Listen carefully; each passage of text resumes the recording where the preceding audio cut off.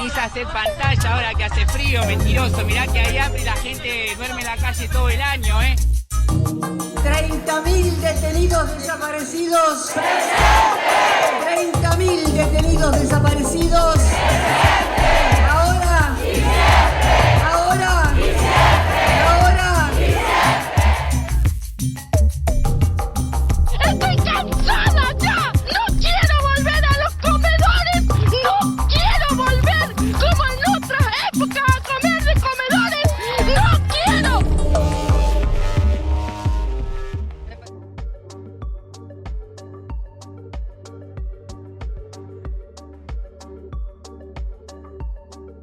Bueno, mi nombre es Claudio Katz, yo soy economista, profesor de la Universidad de Buenos Aires, investigador del CONICET y soy miembro de la red de economistas de izquierda. Bien, bueno, y pasando al balance, ¿qué balance o qué interpretación haces vos de este pasaje en términos?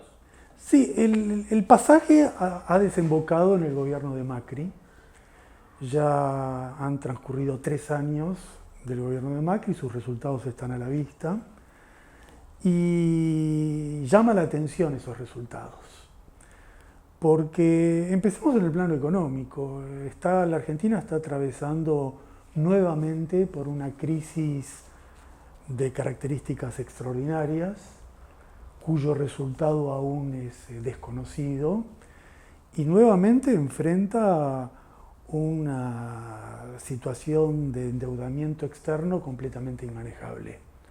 Al punto tal que no se sabe si nuevamente el país va a caer o no en una cesación de pagos.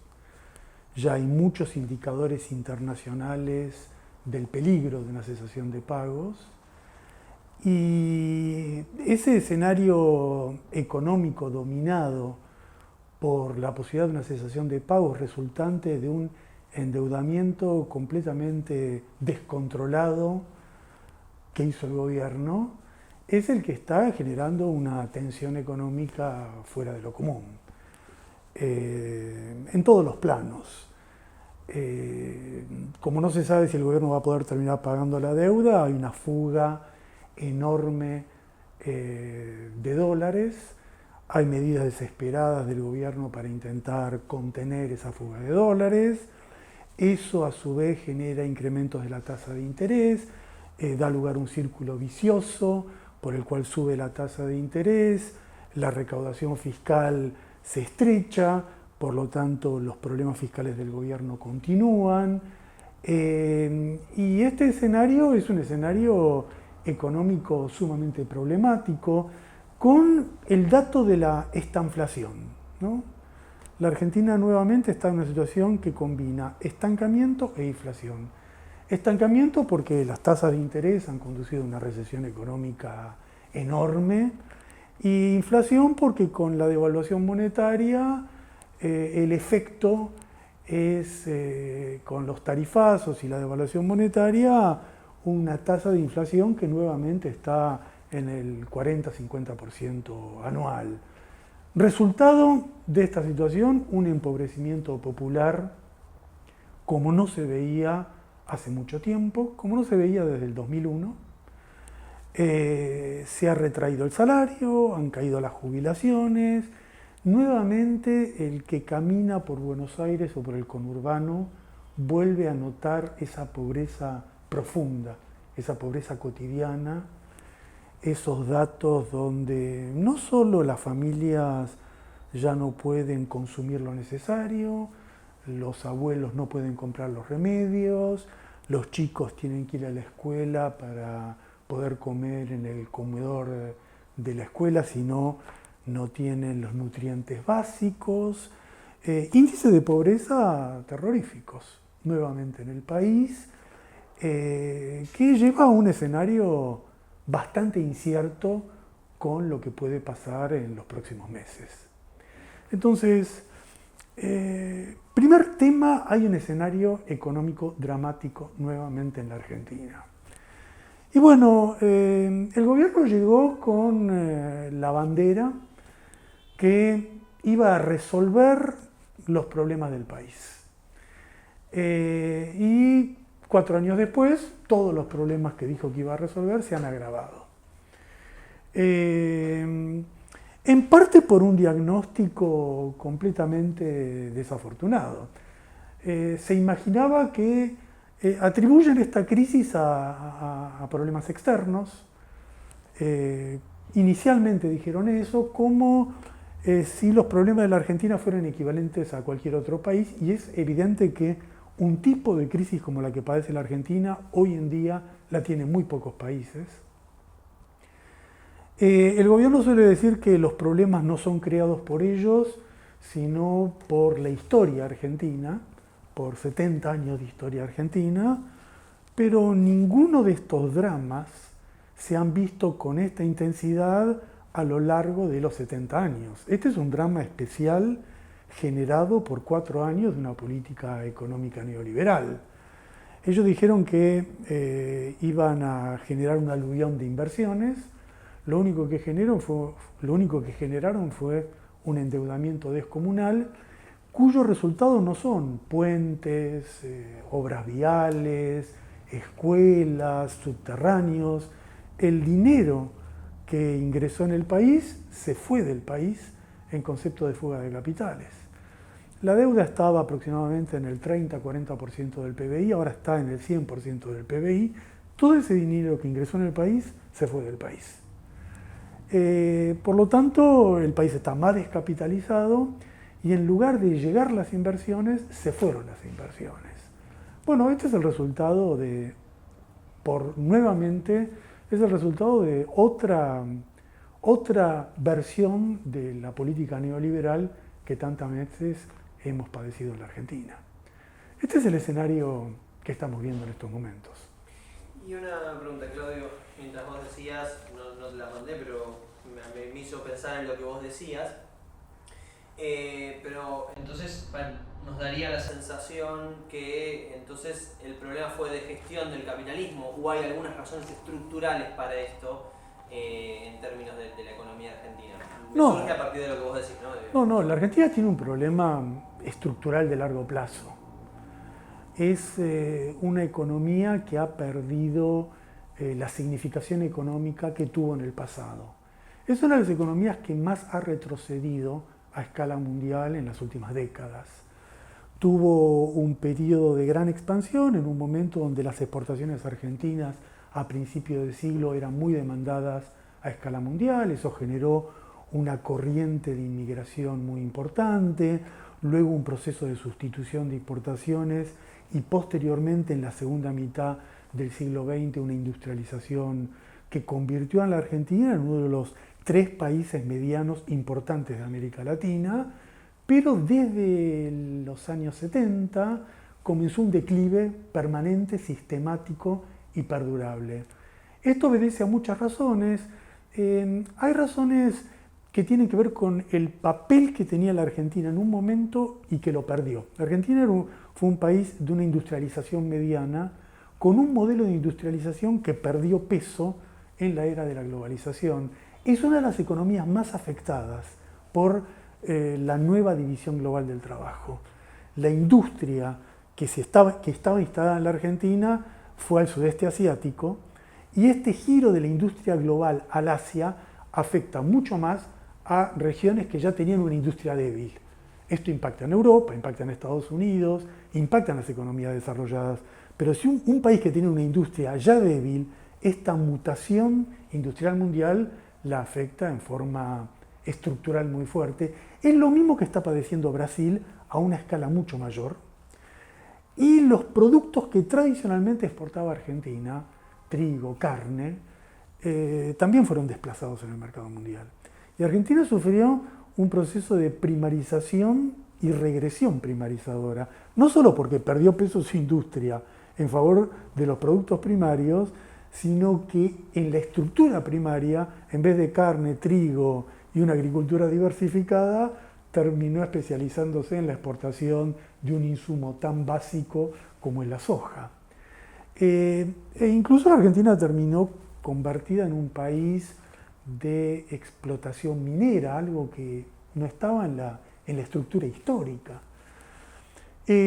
Y a esto se suma una clase dominante muy acostumbrada a fugar capital, a remarcar precios y a invertir poco. 3 rasgos explosivos, que cuando se combinan, su resultado es regresión económica y empobrecimiento. Si en vez de invertir, el grupo dominante prefiere colocar su capital en el exterior, sea en finanzas, sea en otras actividades, la riqueza que se genera en la Argentina es permanentemente enviada al exterior. Hay un drenaje de riqueza sistemático y permanente por parte de los grupos dominantes. Entonces, salida de capital, poca inversión y en lugar de inversión y productividad, remarcación de precios e inflación.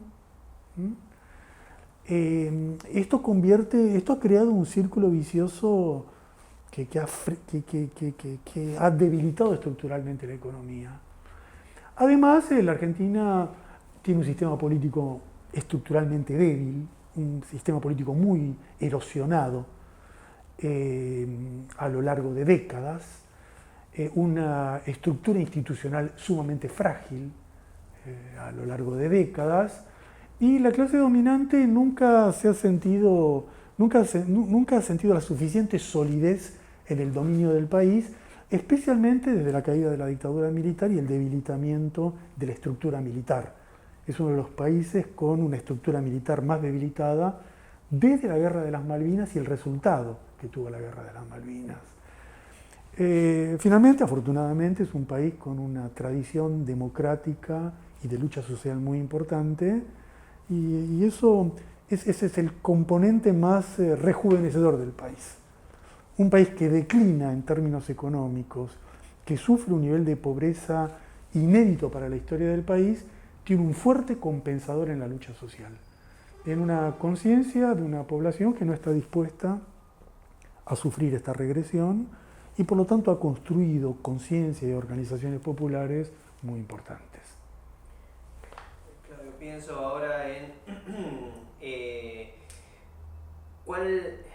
este ciclo que vos relataste de crecimiento histórico con cierta industrialización y recesión bastante profunda en los últimos 30 años, también hace un balance se incluye en el siglo XXI con una situación regional en donde parecía que eso cambiaba y que el crecimiento se podía sostener y que podía avanzar. Entonces la pregunta es, ¿cuáles consideras vos que podrían ser acciones tendientes a romper con esta dinámica que parecía rota a principios del siglo XXI, pero volvemos a caer en algo que parecía olvidado? Bueno, primero estamos en la restauración conservadora.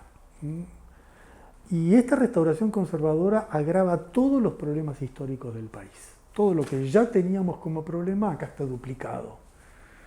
Y esto es importante porque refuta todos los mitos clásicos del liberalismo clásico, según los cuales ellos venían y resolvían los problemas.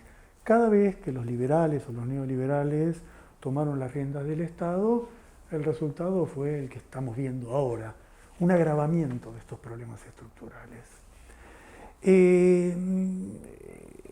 Esta restauración conservadora sucede a un periodo previo, a una experiencia previa, que fue el ciclo progresista en América Latina, que fue una experiencia muy importante para la región. Fue importante para la región porque el ciclo progresista de la década pasada fue el resultado de grandes luchas, de grandes sublevaciones populares. Comenzó con las rebeliones en Venezuela, en Argentina, en Bolivia, en Ecuador, que cambiaron la relación de fuerzas a escala global, que impusieron derrotas importantes al proyecto neoliberal inicial y que dieron lugar a importantes conquistas democráticas y mejoras sociales.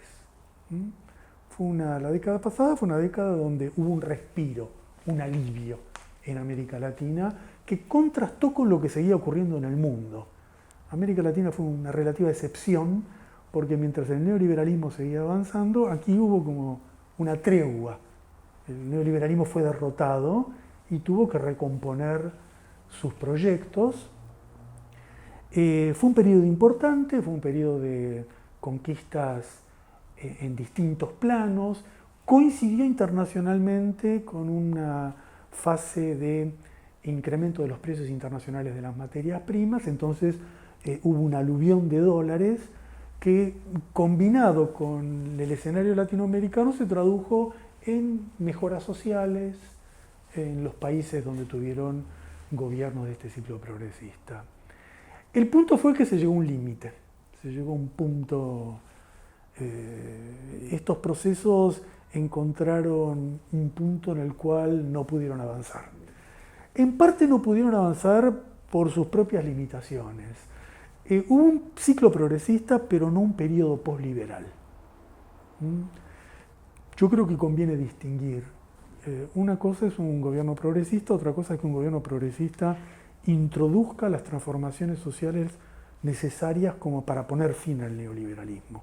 Y otra cosa es que un gobierno progresista simplemente limite el alcance de las medidas neoliberales, ponga un freno. Bueno, se vive esa tregua, cuando concluye esa tregua gana uno, gana el otro. Yo creo que los gobiernos progresistas, eso vale especialmente para el caso de Brasil y para el caso de Argentina, encontraron un límite político al no modificar el sistema político, al no modificar los privilegios de las clases dominantes. Mantuvieron la estructura de la dependencia, mantuvieron la estructura de su desarrollo, mantuvieron las ventajas estructurales que tienen los grupos dominantes de ambos países y además, especialmente en Brasil, se asustaron cuando las movilizaciones populares cobraron fuerza. Esto fue muy evidente cuando el PT de Brasil quedó desbordado en junio del 2013, si no me acuerdo mal, por luchas que no eran esperables. Y ahí se produjo la reversión. El caso de Brasil fue muy nítido. La última gestión de Dilma fue una gestión ya con ministros neoliberales y una gestión ya sin ningún eco, sin ninguna conexión con el movimiento social. Hubo, por lo tanto, una regresión. En otros casos, como Ecuador, la regresión fue desde adentro. El propio presidente que llegó, Lenín Moreno, al gobierno prometiendo continuar la obra progresista y detener a la derecha, fue el gobierno que se encargó en volver al FMI y ahora acaba de entregar a Assange a las exigencias de Estados Unidos. Bueno, Argentina sufrió un proceso de ese tipo, pero con muchas peculiaridades. El caso argentino es bastante peculiar, en el sentido que efectivamente hubo límites muy fuertes en el gobierno del kirchnerismo, en el plano económico, en el plano social, pero Cristina no se retiró como una personalidad derrotada del escenario político. Eso la distingue mucho de lo ocurrido en otros casos. Quedó en la conciencia popular una sensación de que había que introducir cambios pero no volver al pasado. Y cuando Macri lo que intentó hacer fue volver al pasado, Macri enfrentó una resistencia popular desde el primer momento.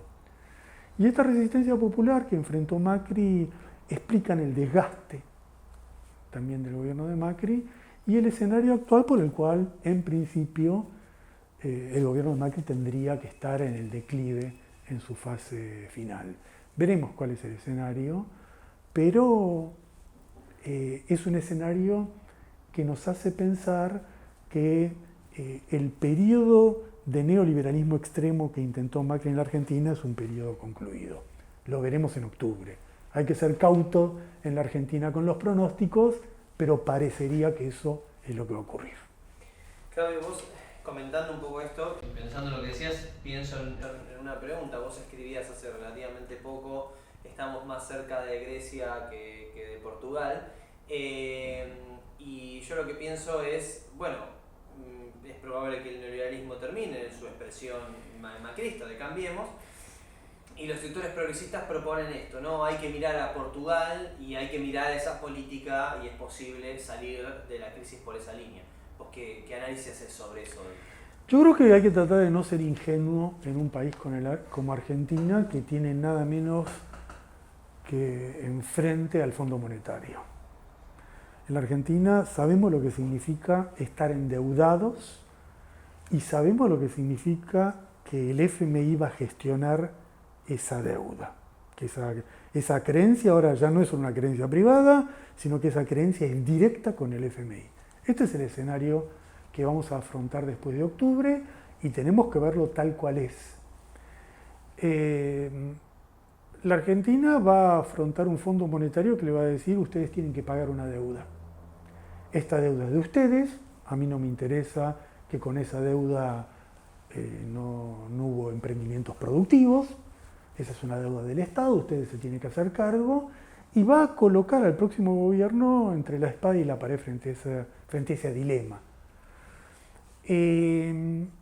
Yo pienso que, descartado el escenario de una reelección de Macri, si Macri es reelecto, el escenario es inimaginable. Inimaginable en el sentido que el nivel de ataque al movimiento popular que supondría una reelección de Macri y el nivel de entrega de los recursos naturales, empezando por Vaca Muerta, bueno, rompería todos los récords de lo que hemos conocido. El menemismo, el viejo liberalismo o Macri mismo quedarían como una anécdota. Así que descartemos este escenario. Hay mucha gente que piensa que podemos tener un escenario benévolo. Sueña siempre con la repetición del 2002-2006, ¿no? El escenario post-2001, donde hacemos un canje de la deuda, donde durante varios años la deuda queda suspendida su pago, donde hay un gran ingreso de divisas por los buenos precios de las materias primas, donde el trabajo sucio que sucede una crisis, que es desvalorizar capitales y salarios, ya está hecho y viene la recuperación. Bueno, eso es lo que no va a ocurrir. Eso es lo que es la repetición de ese escenario, es el que no está a la vista. Ninguno de esos ingredientes que estuvieron tan presentes en el 2002, 2003, 2004 está hoy como un elemento sobre la mesa. Ni los precios internacionales son buenos, ni lo que exporta la Argentina es lo adecuado. Nadie quiere hablar ya no de un canje de la deuda, sino de una modificación seria de los términos del endeudamiento. Y por lo tanto, hay que mirar muy bien lo que pasó en Grecia. Hay que mirar muy bien la expectativa que había en un gobierno de Syriza y de Tsipras, que ganó un referéndum para no tener que someterse a la Troika, y luego de ganar ese referéndum se sometió a la Troika. Hay que mirar muy bien lo que ocurrió allí para ser cuidadosos con las miradas ingenuas y con las ilusiones de lo que se viene. Lo que ha ocurrido con Grecia es lo que puede suceder en la Argentina.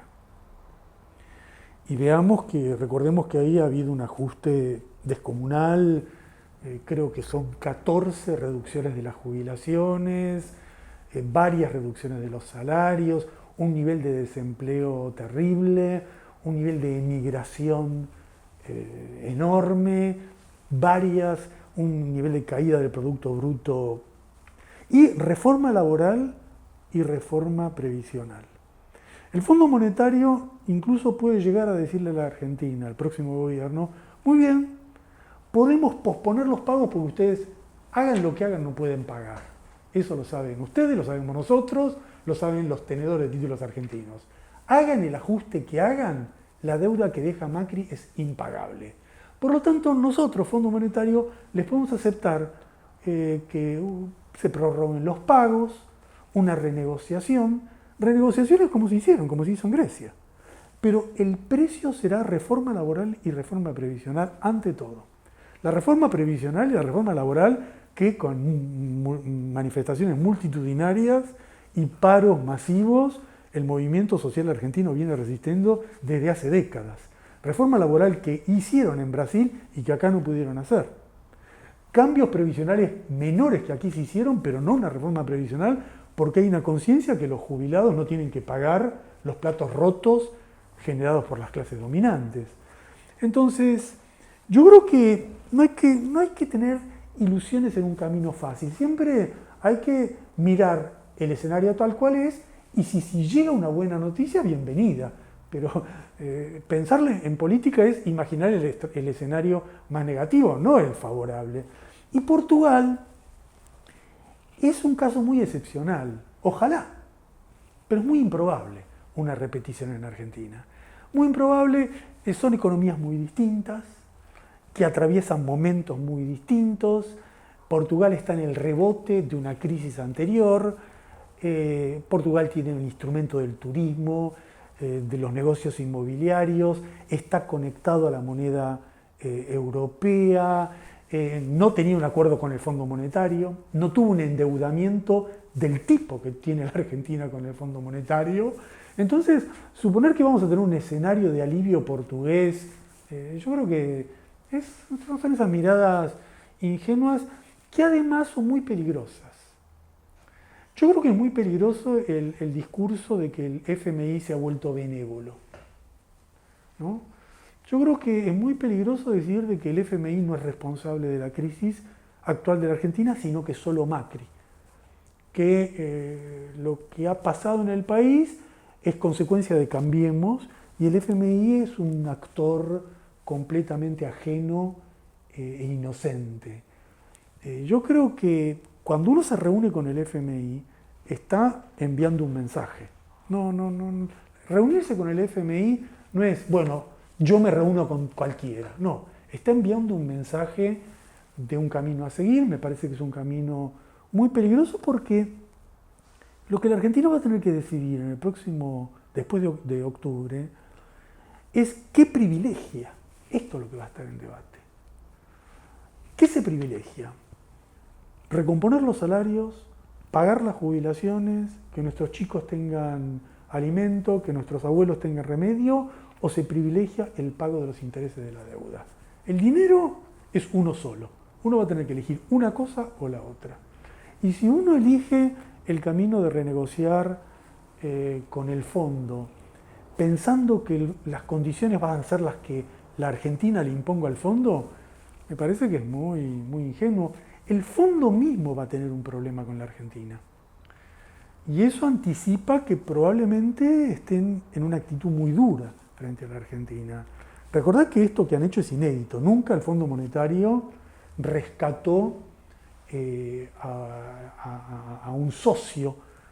Nunca apostó tanto por un gobierno como Trump vía Lagarde por Macri. Y eso ha creado una deuda de un país con el fondo muy difícil de sostener, que va a crear una crisis interna en el fondo. Entonces, se vienen momentos complejos donde yo creo que la idea que tenemos que definir qué privilegiamos y la idea de que tenemos que auditar lo que paguemos son ideas claves. La Argentina no puede simplemente decir, bueno, hay una deuda que tomó Macri, es una deuda del país, entonces ahora la pagamos esta generación, la próxima generación, y como hay bonos a 100 años, 5, 6, 7 generaciones. No, tenemos que ver qué es esa deuda, qué se hizo con esa deuda. Porque si el producto de esa deuda estuviera a los ojos, fuera visible, se han construido estos hospitales, bueno, muy bien.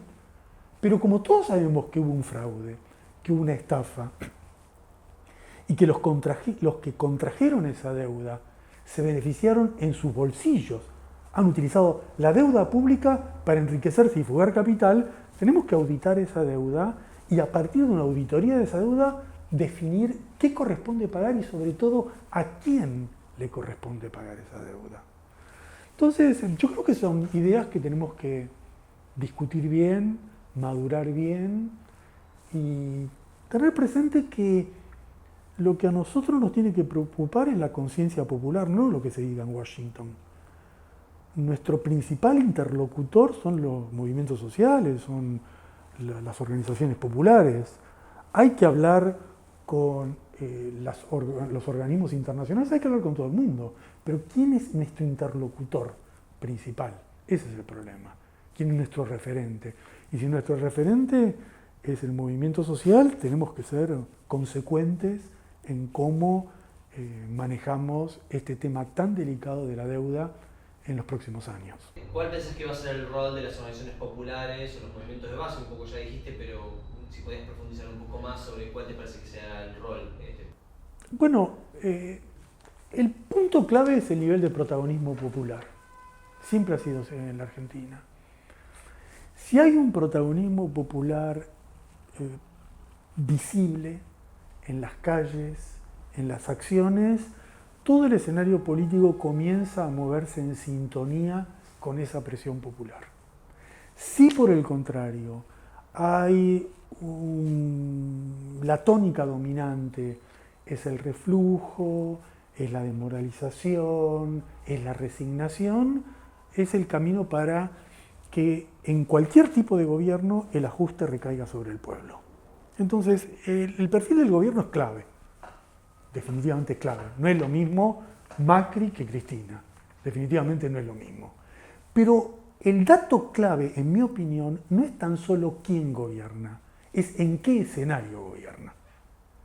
Y aquí es donde yo creo que lo fundamental es qué nivel de recuperación vamos a observar o no en las acciones de todas las variantes del movimiento popular, que en la Argentina son muy diversas y que en general han tenido la característica que los protagonismos se han sustituido unos a los otros, siempre mostrando un actor popular en primera fila.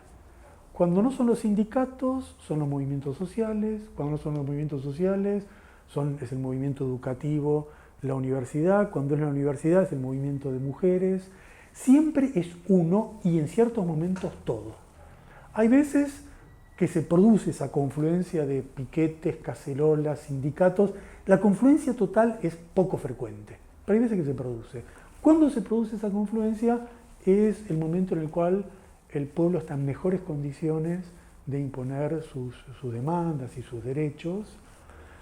Por lo tanto, yo creo que esta es la clave. Hay un proceso electoral, pero hay un determinante que es cuál va a ser el fundamento social, sobre qué nivel de acción social, de lucha social, se va a desenvolver el próximo periodo. Veremos, Argentina es un país que tiene algunas características muy llamativas de sus movimientos populares. Es el país que tiene el movimiento obrero organizado más importante de América Latina y uno de los más importantes del mundo. Macri tuvo 4 paros generales y en los últimos 40 años son 40 paros. Y en la Argentina los paros, son las huelgas tradicionales que ya son poco comunes en el resto, en otros países con ese nivel de intensidad, un nivel de afiliación gremial y de sindicalización muy elevada, y por lo tanto todos esos elementos lo que habrá que ver es si actúan o no actúan. Ahí hay una incógnita. Esa potencialidad de la lucha social ¿se reflejará o no? Lo veremos. También hay que ser serios, recordemos que hay contrapesos de la lucha social muy fuertes. Uno de ellos es el nivel de pobreza, el nivel de exclusión social que ha crecido el nivel de desempleo que siempre quita, rompe la articulación del movimiento popular y eso es un dato alarmante en la Argentina. Veremos cómo se conjuga. Y todo dependerá finalmente también del escenario político regional. Argentina es muy dependiente del viento político regional. Si la oleada conservadora se afianza o si la oleada conservadora pierde peso. Argentina es importante porque el resultado de octubre marcará un hito en un sentido o en otro. Por eso Trump está tan desesperado porque Macri gane las elecciones.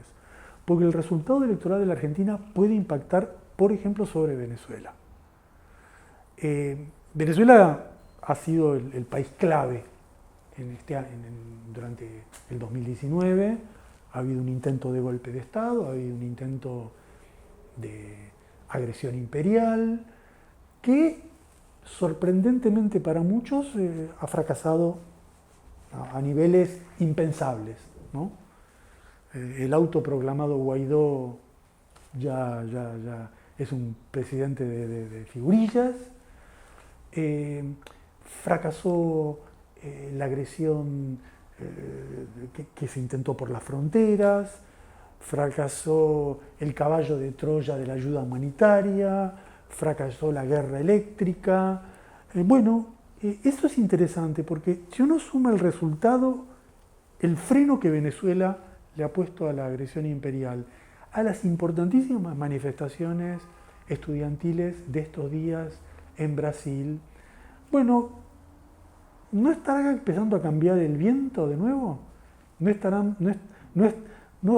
estaremos comenzando a observar de nuevo un nuevo escenario más favorable para el movimiento popular en América Latina? Lo veremos. Pero lo que ocurre acá depende mucho de lo que ocurra en otros países latinoamericanos. Este nuevo escenario en donde parece que cada gobierno de derecha exacerba nuestros mayores problemas, ¿vos considerás que borra un poco los límites clásicos de la reforma y la revolución en términos del horizonte político construir? Entiendo que es una pregunta un poco más abstracta. Digamos, el término revolucionario hay que tomarlo con más cuidado porque hay que definir exactamente, ¿no?, su alcance.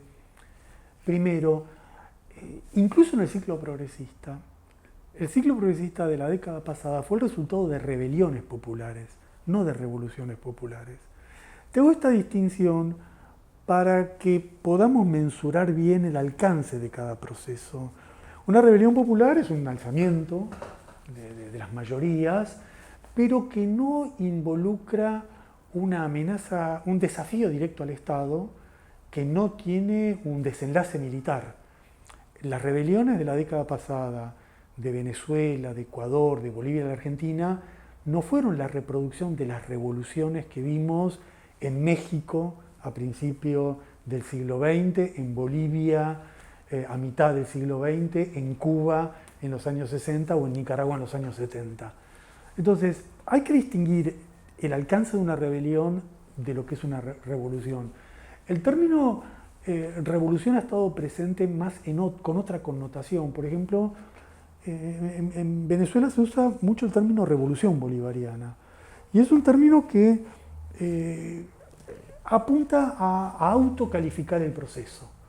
Pero es más un autocalificativo del proceso que una definición rigurosa en el sentido comparativo a lo que se vivió en la historia latinoamericana. Yo creo que lo que nosotros tuvimos en América Latina en la década pasada fueron procesos progresistas de centro-izquierda y procesos más radicales.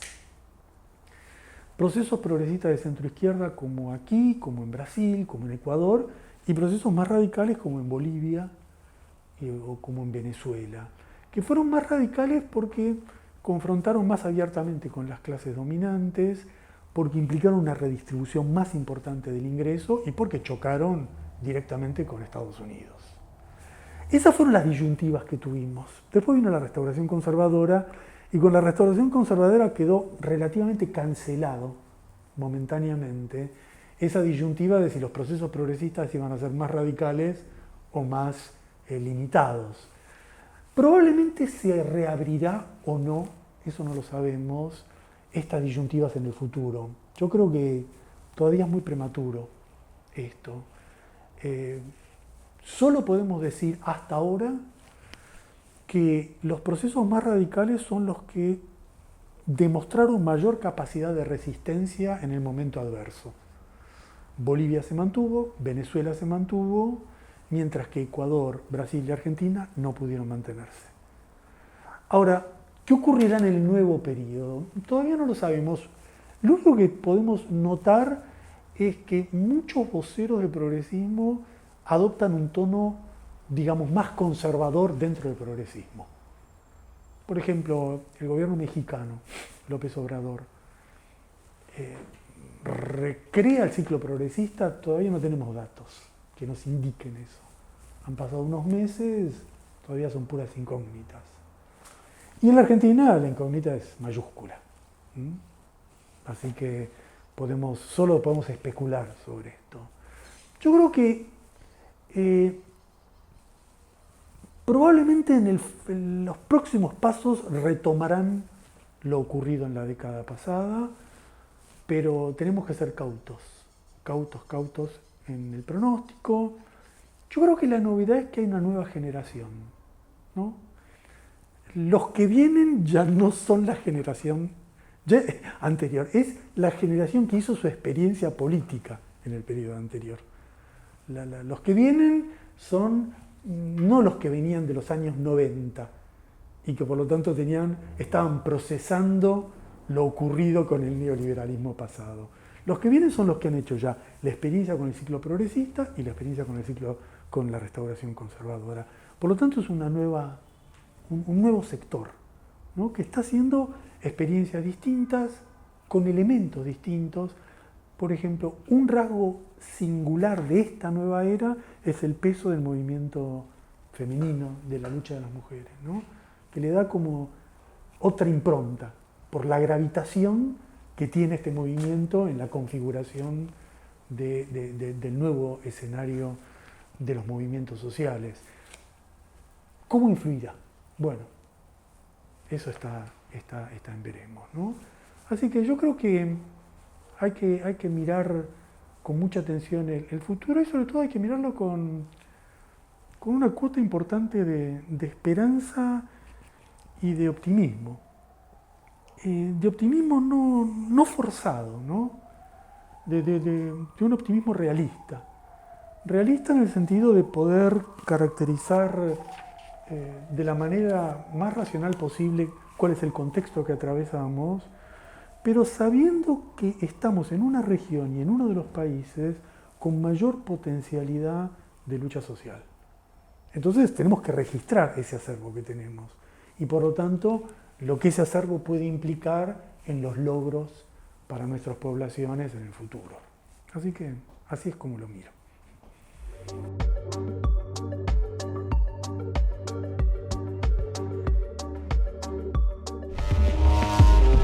Me parece bárbaro que la gente se exprese porque es un momento muy difícil del país y seguramente toda esta gente como tantos otros están sufriendo. Porque el plan económico de este gobierno democrático tiene los mismos objetivos que el de Martínez de Hoz. Por eso estamos acá. Somos las organizaciones del campo popular que concluimos con un objetivo